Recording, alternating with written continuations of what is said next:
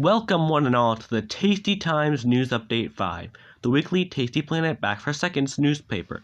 This main story is that the Dino Time Tasty Planet game has been revived, kinda. So what is Tasty Planet Dino Time? Well, it's basically a flash game made to promote Tasty Planet Back for Seconds. It's a demo with only 8 levels and less complexity as the main game. This game has been dead for a long time, with not a single world record achieved in 6 years. This game has 8 levels and an any percent, both of which has a hard mode variant, where enemies kill you instantly. Along with this, there's also a perfect level 3, where you have to eat all 259 entities. Maximal Manga Binks has every regular IL and the any percent time. Iggy Hop XD is the hard mode any percent, and Tetrain 22 has the perfect level 3 record. Every single hard percent IL was empty. Although unintentionally, NatCat motivated me to start grinding these records to take them all. They posted to the Tasty Planet Discord an image of the Tasty Planet series on speedrun.com, showing how there was so much activity on each game, except Dino Time, with 0 runners. I knew I had to change this. Dino Time was a flash game, so the barrier of entry to try and take these records was hard to get through. Except that I just searched up Tasty Planet Dino Time and found a website to play it on, Armor Games. I had to play with arrow keys, which sucked, and was even worse was that times were only counted in full seconds. If I wanted to beat any record, I couldn't just do it by 0.1, I had to do it by an average of 0.8.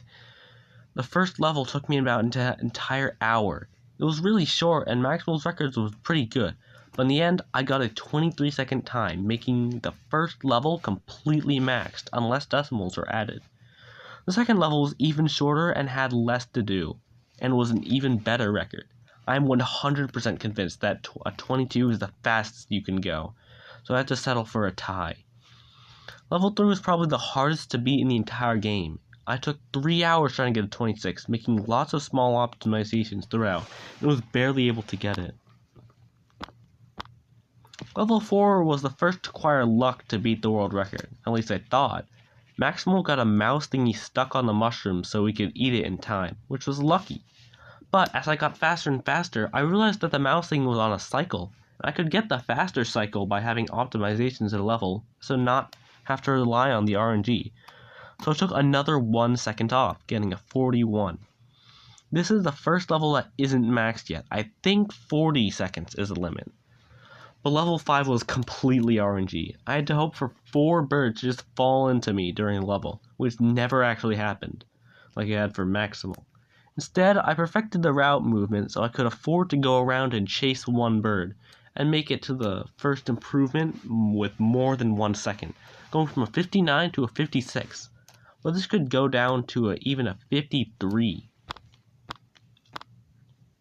Level 6 was literally just Tasty T-Rex from Back for Seconds. I had a lot of experience with this one. It took me the least amount of time out of any record, only 30 minutes. I got a 117, crushing Maximal's 123. Level 7, though, was my biggest IL improvement ever. I got a 115 really early, but I didn't record it. It took me another hour to finally get 2 116s in a row. The world record was 118, but I wanted a 114 now. And it happened. A 111, 7 seconds faster. I believe that this record can go down at least to a 106, and by now I've actually gotten a 109.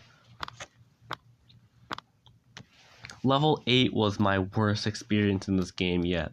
There was a constant grind of 2 hours, and all I could do was match the 212 Maximal got at the end of his any percent world record, so it should have been easy. This was the first time I actually gave up on the record, so I decided to just try and get an any percent time. However, Armor Games was so laggy that I probably lost like 40 to 60 seconds from it alone. However, something did come out of it, a 209 on the last level.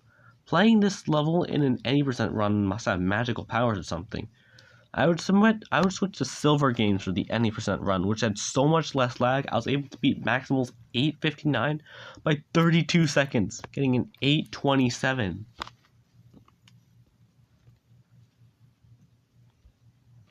Now all I had left were the hard percent records. I did a pretty bad 80% hard mode run with a 9:02, but it was still exactly 4 minutes faster than the previous record by Iggy Hobbs XD.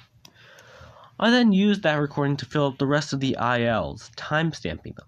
Perfect Level 3 was super fun to do, and I got wrapped up for 2 hours grinding for a sub 50 seconds, and ended up beating the previous 113 by 24 seconds. But I think even a 47 might be possible. I now had every single record in Tasty Planet Dino Time at the same time.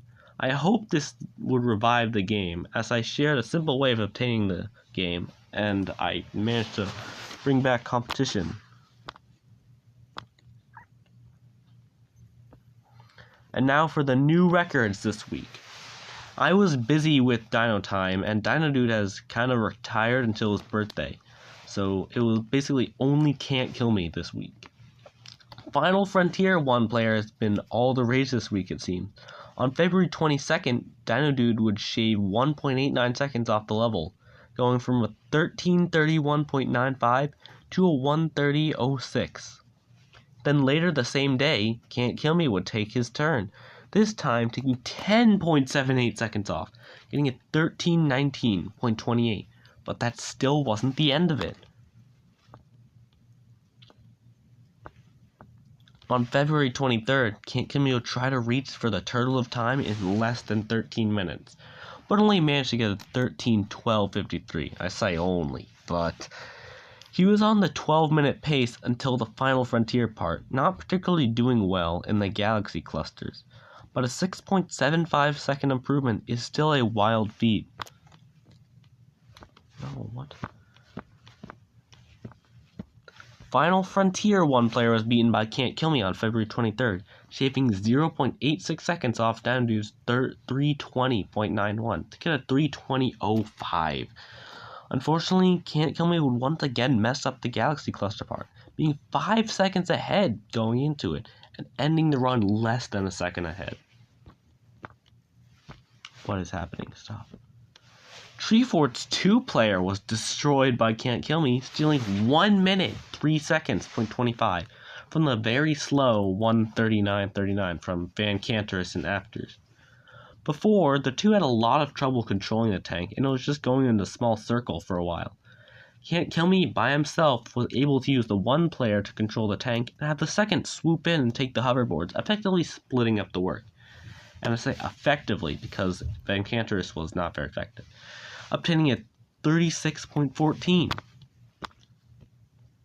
Let me guess, was it Can't Kill Me that pulled through on beating Bones 1 player record?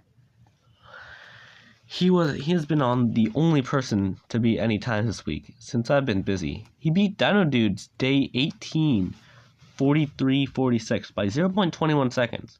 Can't Kill Me would be more aggressive in the first split, and even though he ate the skeleton to the far left of the second split on the optimal manner, he would keep the lead.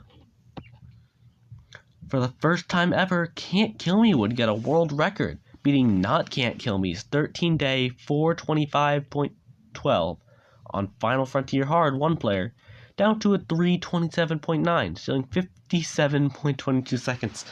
This record was not very good, so Can't Kill Me used the normal route that was good to run away with almost a minute of time saved. Solar System Snack 1 player would be beaten by 2.65 seconds, with Can't Kill Me once again getting a 2:34.69, beating Dino Dude's 15-day 2:37.34. Can't Kill Me would get this during a full game run, and would gain all the time in the first 3 splits by not fumbling a big asteroid to the right. Please stop, why?